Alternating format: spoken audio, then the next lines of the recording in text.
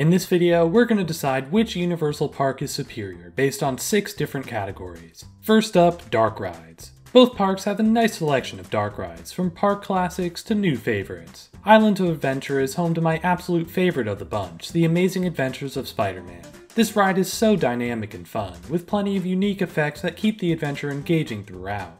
Over in Studios, my favorite is a little more complicated. Both Revenge of the Mummy and Escape from Gringotts have elements of a dark ride, but are also technically roller coasters. Even if I do count them in this category, I still think Island of Adventure wins overall. Between Spider-Man and Forbidden Journey, the top 2 dark rides at this park are simply elite. There's some solid supporting attractions too, with both Reign of Kong and the Seuss Trolley Train ride. The only bad dark ride here is Cat in the Hat, which at the very least has some unique set pieces. I can't say the same for the worst ride at Universal Studios, Fast and Furious Supercharged. From beginning to end, it's an awful experience, and really brings down the park's lineup for me. The same goes for the other simulators at the park, with Jimmy Fallon, Minion Mayhem, and the Simpsons ride being mediocre at best. There are some very solid dark rides here though, from the park original E.T. Adventure to the newer Transformers The Ride 3D. Still though, while Studios has some great rides, I think the quality at Island of Adventure overrides the quantity there. The next category on this list is often overlooked. Water rides are incredibly important, especially with the typical Florida heat. Unfortunately, this category has a clear winner. Island of Adventure has 3 great water rides, while Universal Studios doesn't have a single one. The indoor attractions there do keep guests cool, but even so, Island of Adventure has to take this category. Not only is it a great collection of water rides, it may just be the best in the entire world. Now though, it's time to give Studios some love. While Island of Adventure excels in many areas, one it misses out on is the shows. While it does have some nightly entertainment, the closure of Poseidon's Fury means that this park has next to no permanent shows. Next door though, Universal Studios has some fantastic offerings. The standout is the Bourne Stuntacular, which might just be one of the best theme park shows ever made. Other than that, you have animal actors, the horror makeup show, and plenty of live entertainment popping up throughout the park. All that said, Studios is the clear victor for this category. Next up, roller coasters. Both parks have 4 different roller coasters, although Universal Studios is down one due to the retheme of Kid Zone. I'll still include it here since it looks like it won't be demolished, but even so, Island of Adventure has to win here.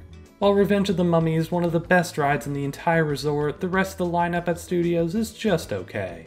Escape from Gringotts has solid theming, but as a roller coaster, it doesn't have too much in terms of thrill. As for Rip Ride Rockit, I've personally never been a fan of that ride, although I know many who are. Even if that ride is a favorite for you, there's no denying how amazing the 2 newest rides at Islands of Adventure are. Hagrid's is a great family roller coaster with a perfect combination of theming and thrill. Then, if you want something more intense, Velocicoaster may just be one of the best rides out there. Incredible Hulk is no slouch either, offering plenty of inversions and crushing positive Gs. Even with how small its collection is, Islands of Adventure is one of the best theme parks out there when it comes to roller coasters. Studios is still solid, but it just doesn't stack up. Now, let's move away from the rides to talk about some other key elements. Food has become increasingly more important to perfect as the years go by. Disney has been stepping up their food game as they build more immersive lands, and Universal has followed suit. Islands of Adventure has some great options, from Blimpies at Toon Lagoon to 3 Broomsticks in Hogsmeade. However, this is another category that Universal Studios excels at. There's so many great places to eat here, and plenty that pop up seasonally throughout the year. It feels very similar to Epcot in that way, although it doesn't quite reach that level of quality. While Disney has some better offerings, between the 2 Universal parks, I think Studios is superior when it comes to the food. Now it's time to head into the final category, theming. This is surprisingly pretty close for me. While Islands of Adventure has some of the best themed lands in the world, it also has some that are a little outdated. Seuss Landing and Toon Lagoon still look pretty nice, but I'll admit they could go for a bit of an update in the near future.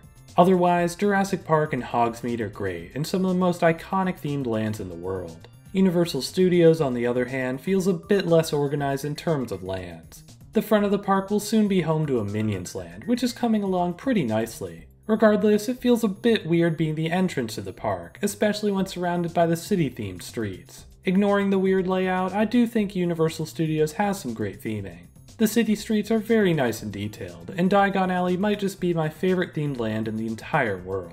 However, this park has the same problem as Islands, in that some of these lands feel a bit outdated. Men in Black and The Simpsons feel a little off, although there is some great theming present in both. In the end though, I feel like Islands of Adventure is more cohesive in terms of theming.